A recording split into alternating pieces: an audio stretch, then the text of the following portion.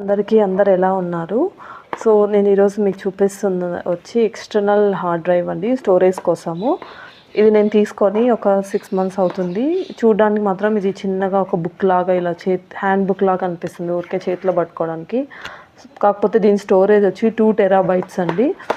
చాలా మంచిగా ఉపయోగపడుతుంది. నేను యూట్యూబ్ ఛానల్ చేస్తున్నాను కదా, సో ఆ వీడియోస్ అన్నీ మనం ఫోన్లో స్టోర్ చేయడానికి కాదు, స్టోరేజ్ ఫుల్ అయిపోతుంది కదా. ల్యాప్టాప్లో కూడా కొద్దిగా స్టోరేజ్ మనకి మరీ అంత ఎక్కువ ఏమి ఉండదు కదా, వేరేవన్నీ యూస్ చేస్తుంటాము.